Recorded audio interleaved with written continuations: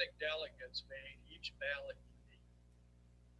In the general election, we use county boards. We're the only jurisdiction that's allowed to do that by law. And a county board is an accumulation of several precincts, same ballot form. So all the candidates' offices and proposals are the same. So a county board may have 6 precincts in it, 1 precinct in it, 5 precincts in it. So the 501 precincts are filtered into 134 boards. So that's how the operation is run.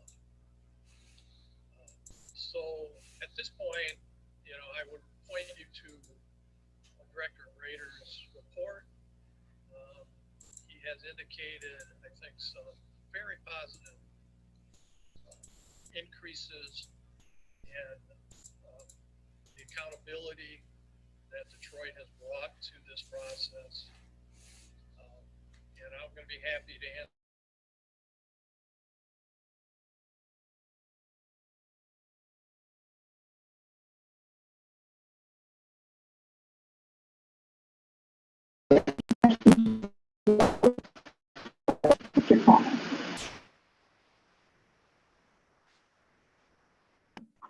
Okay, my button.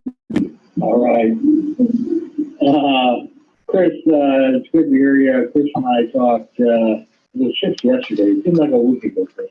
Yeah. I went over a bunch of stuff with Chris, and I warned him off to ask a particular question, but for anyone to say that this election in November went smoothly, I suppose we can infer it to August, which is a total mess.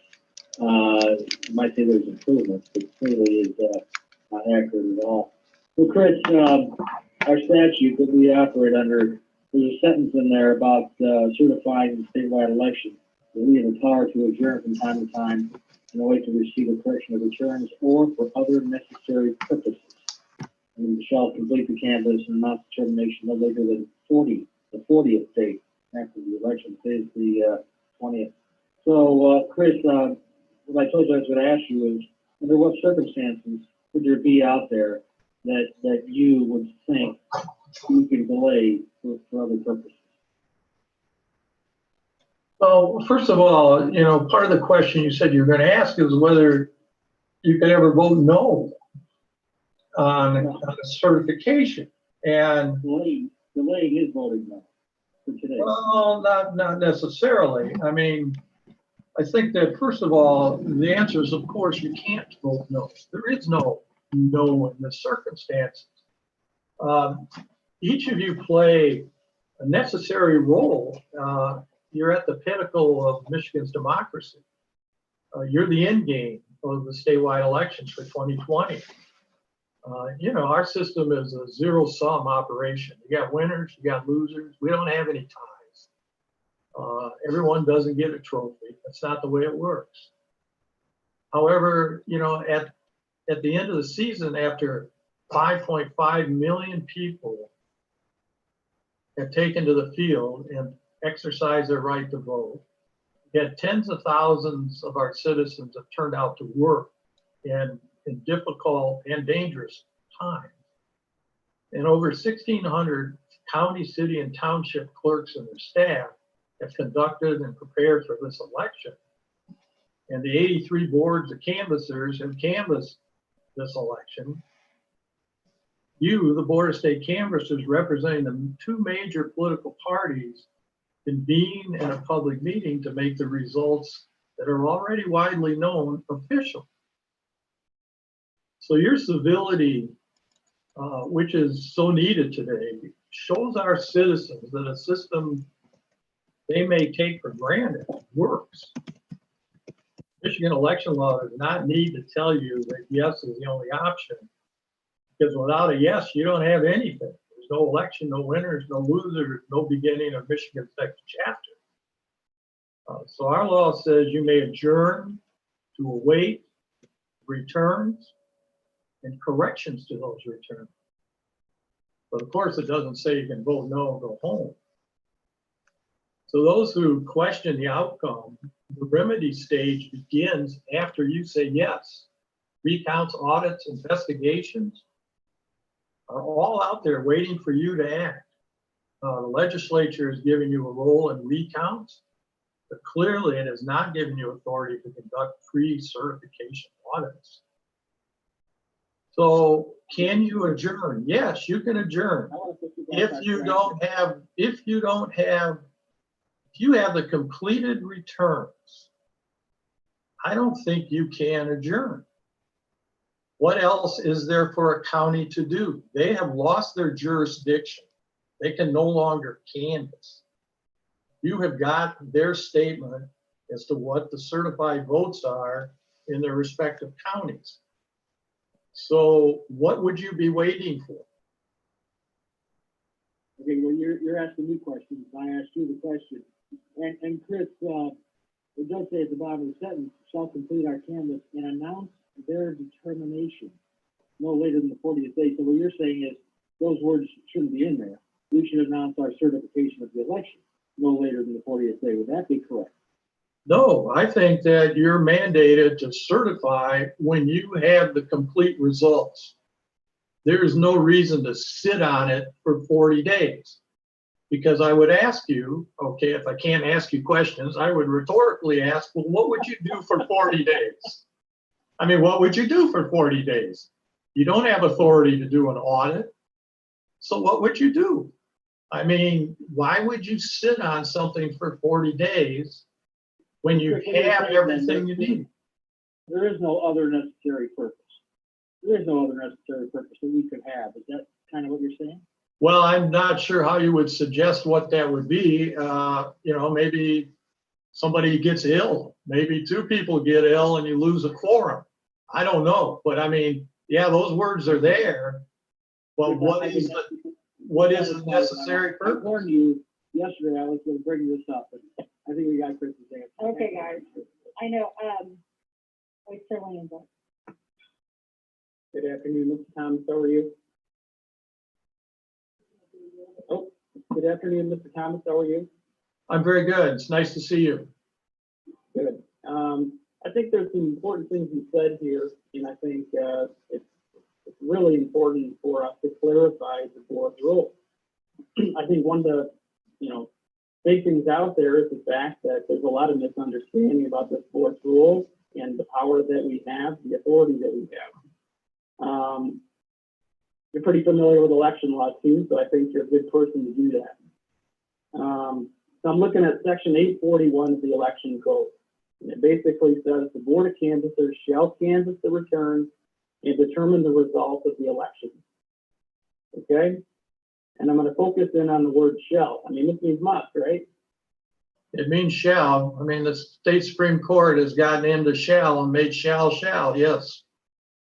So you would agree with me that this board has a legal duty, correct? I would definitely agree with you.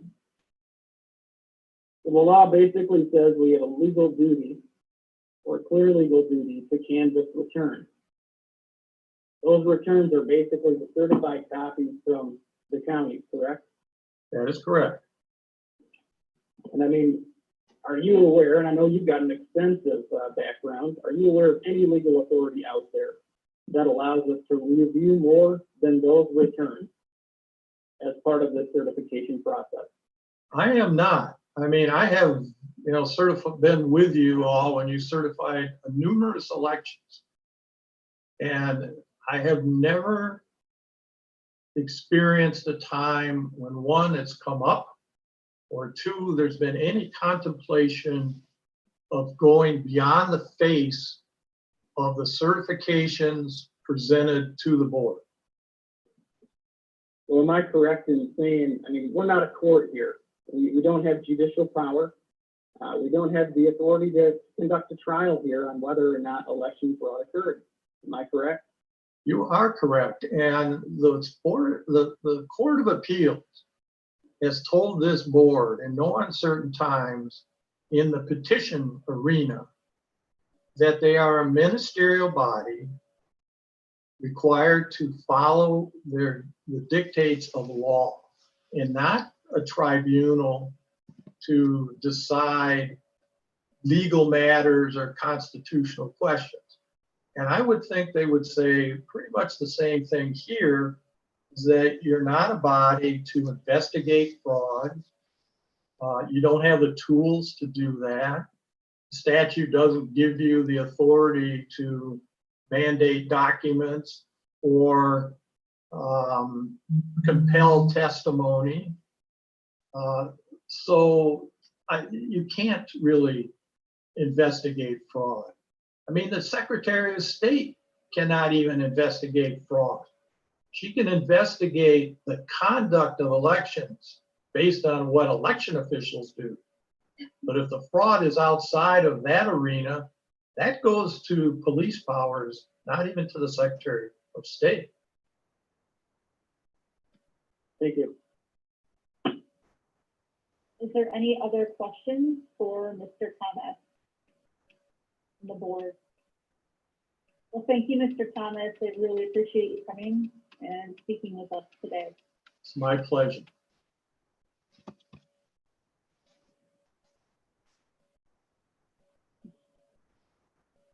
I do have another individual I'd like to bring on, and that would be Daniel Baxter, former Director of Elections for the City of Detroit.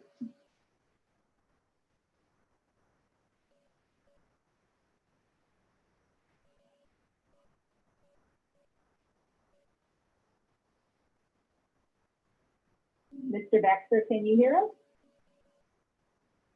I believe you might have to unmute. Are we there? I believe we can hear you now. Thank you, All Mr. right, Baxter. good. If Good. you Thank could, you. Spell your first and last name, and the floor is yours after that. Yes, my name is Daniel Baxter. That's D-A-N-I-E-L Baxter, B-A-X-T-E-R.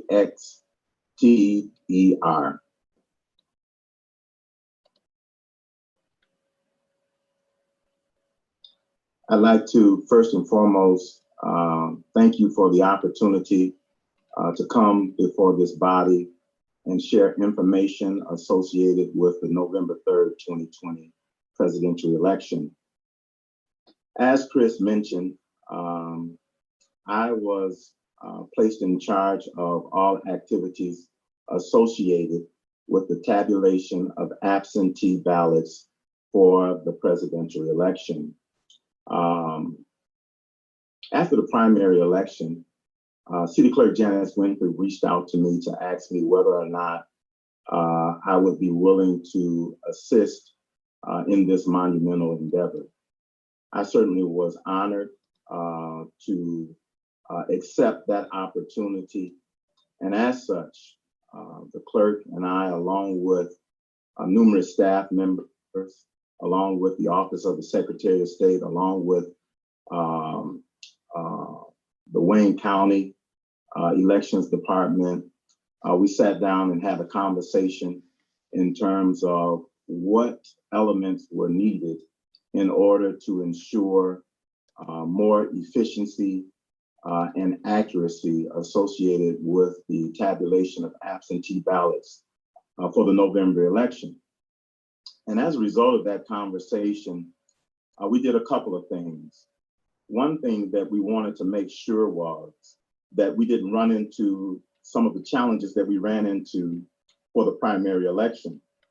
That being not having enough staff to man the operation and staff leaving without completing or tabulating all of the absentee ballots.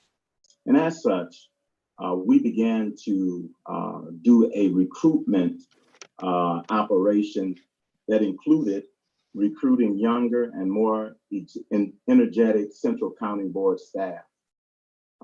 We reached out to the Divine Nine, which are Black fraternities and sororities within metropolitan Detroit.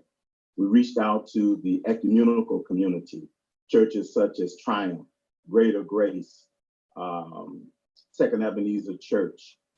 We reached out to businesses such as Blue Cross and Blue Shield and other local businesses, staff from Wayne County Community College, as well as City of Detroit employees and folk from the Wayne County Sheriff's Department, as well as our everyday citizens. And as a result of our recruitment endeavor, we had more than 4,000 people who applied to assist us to ensure that we were able to tabulate all of the absentee ballots for the November election. Because we were in a season of a pandemic and to attract more professional staff, we upped the ante in terms of our payroll. We paid our inspectors $600 for the day and our supervisors $700 for the day. To ensure that no one was overworked or left before the ballots were tabulated, we implemented shifts on Monday, November 2nd, from 7 a.m. to p.m., on 7 a.m. to 10 p.m. On Tuesday, November 3rd, folk worked from 6 a.m. to 9 p.m. On Tuesday, November 3rd, in the evening, people worked from 10 p.m. to 5 a.m. And then on Wednesday, folk worked from 6 a.m. to 9 p.m. To ensure accuracy and efficiency, we also, as Chris mentioned, we implemented the electronic poll book. Also, we augmented training so that it was more effective. We did a hands-on operation where we employed all of our supervisors. They trained 8 to 10 hours to make sure that they understood every aspect of the operation. Part of their training was to report to the TCF Center and actually be trained alongside of those poll workers that they would be working with on election day. It was a hands-on operation in the sense that we actually allowed them to use the electronic poll book to follow every step as it relates to opening, processing, and closing. Each person understood every aspect of processing an absentee ballot, from your standard ballot to any ballots that you might run into that may have problems. We were excited because so many people participated in this particular process. And to process the anticipated high volume absentee ballots, we also increased the use of our high-speed tabulators. From the primary election, we went from 18 high-speed tabulators to 25. And for the primary election, we also increased our adjudication stations from 9 to 13.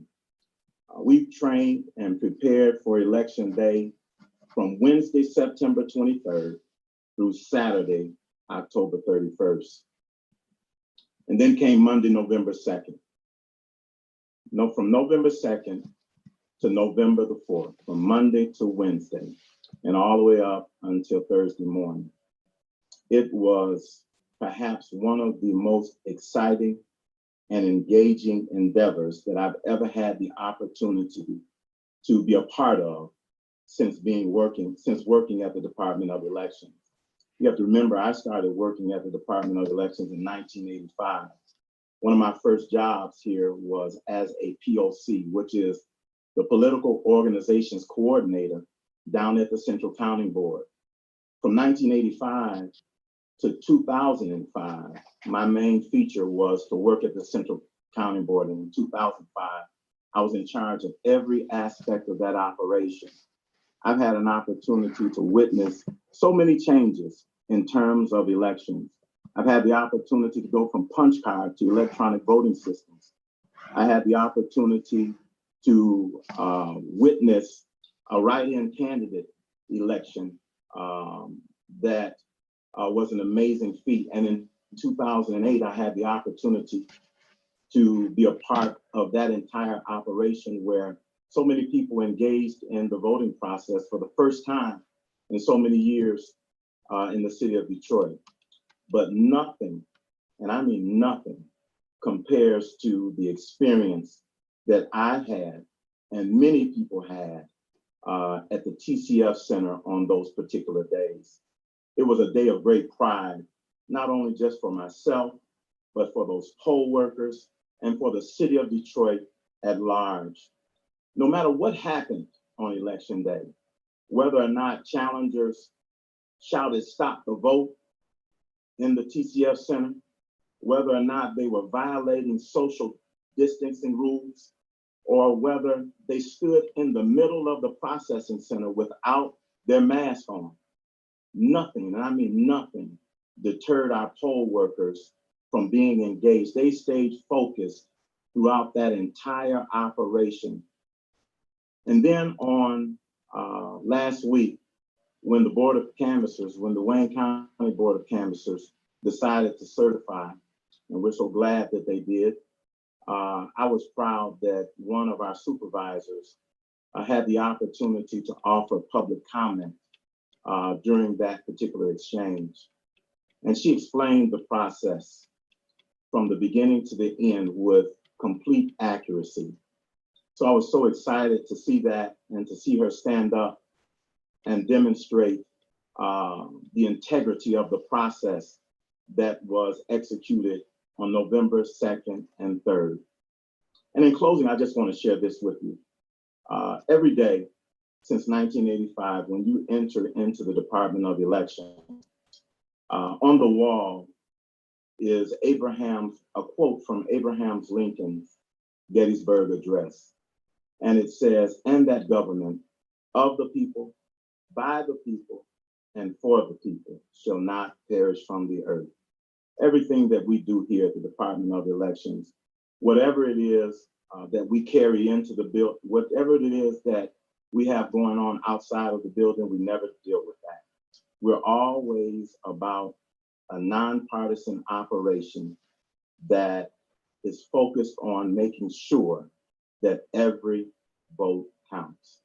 I want to thank you for this opportunity to share with you. And if you have any questions for me, I'm here to answer.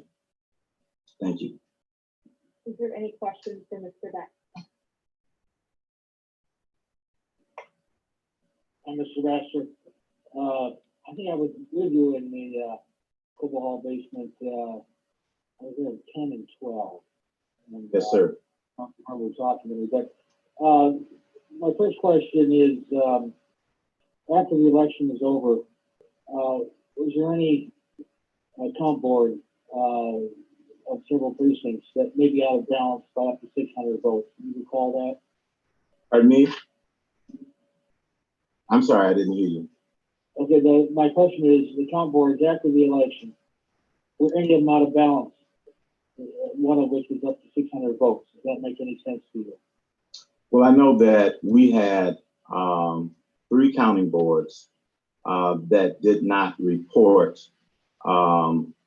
as of Wednesday night. And those 3 counting boards were rerun during the canvass. And it would appear that the difference exceeded 600. So when the county reran those particular county boards, they were processed and included in the official report. So they were in balance at the end? I know one balanced, the other 2 may not have been in balance at that particular time upon certification. Okay, the electronic poll book, the supplemental poll book, the additional poll book list, whatever you want to call it, when was that finalized? That was finalized on election day, on November 3rd. November 3rd.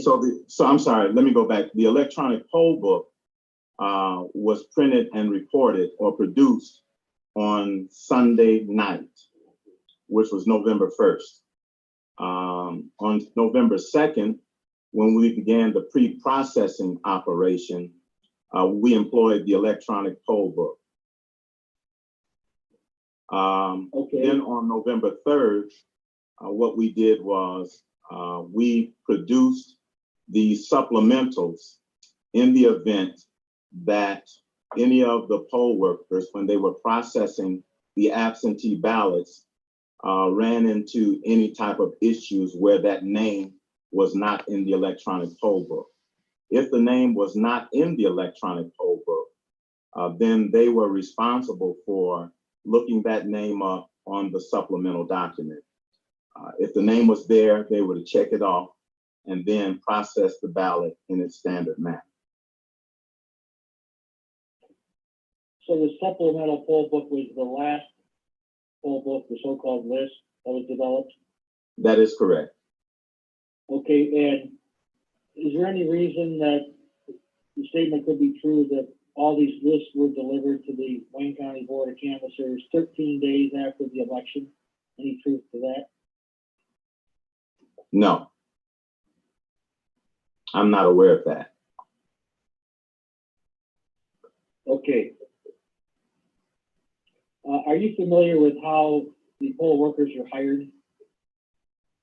Yes, I am. I'm familiar. Are you familiar with the law that says that each major party should have one person of each party in every poll precinct? Yes, I am familiar with that. Okay, is it your opinion that we had 134 Republicans at the AV Comp Board on election night? No, there were not 134 Republicans at the Central County Board on November 2nd, 3rd, or the 4th. There is a... In your opinion, why wasn't the law followed, in your opinion? Well, when we went to recruit Republican poll workers, we could not get the allotted number of poll workers to make sure that there were enough. I tried to register for this and they did not let me to. At each one of the Central County boards. And as such, we had to govern ourselves based upon standard operational procedures, which means that we continue to move forward with the tabulation of absentee ballots with the staff that we've received, recruited, and trained. Well, Mr. Baxter, if somebody shows me a list of 100 people, Republicans, that applied to be poll workers to the AV Comp Board, they were told, it's full, we don't need them, and they are Republicans, does that make any sense to you? I'm not aware of that.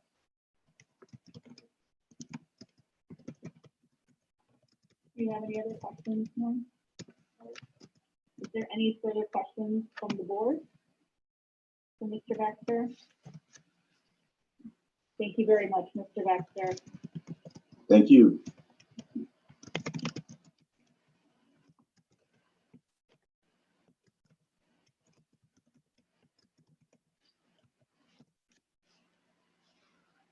I'd like to, the next person would be Jeff Timmer, who is a former member of the Board of State Canvassers.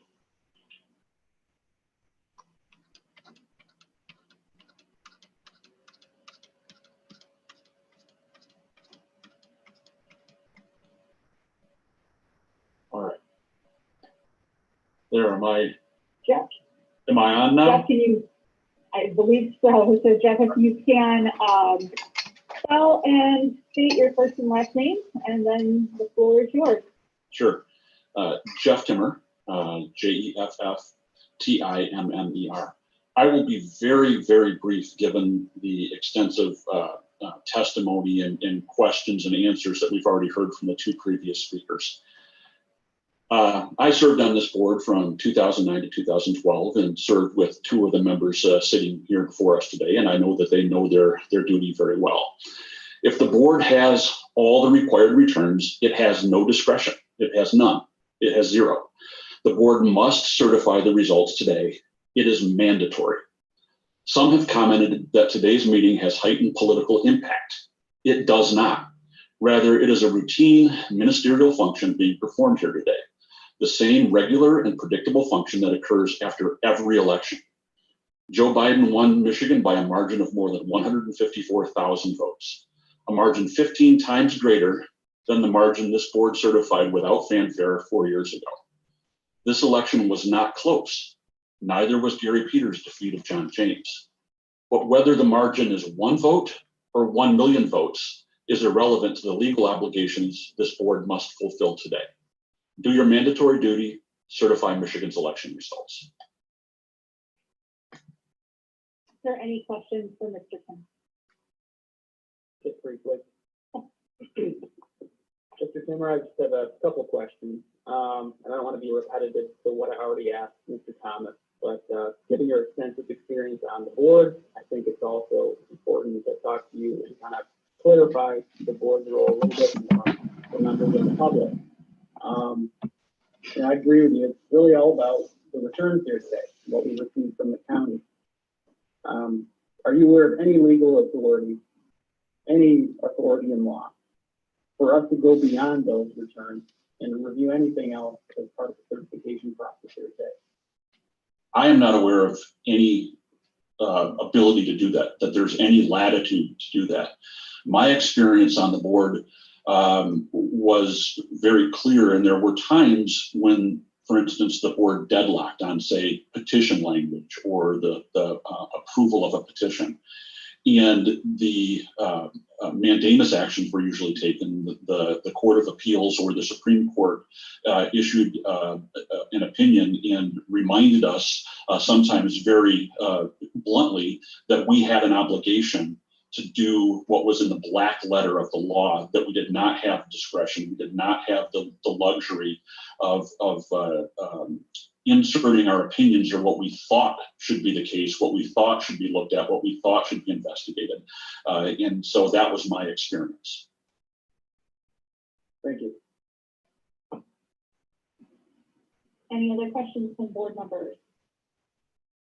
Thank you very much, Mr. Kimmer, and thank you for your service on this board. Okay. The next person is Barb Byron, Hingham County Clerk.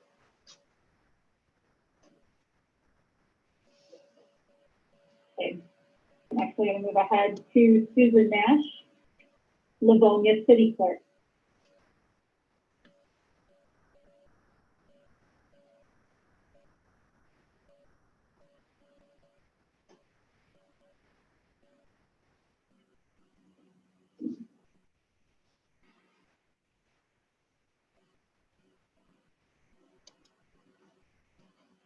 And I just want to remind everyone, and thank you for joining us. I know that the times that we have right now are a little different because we are remote.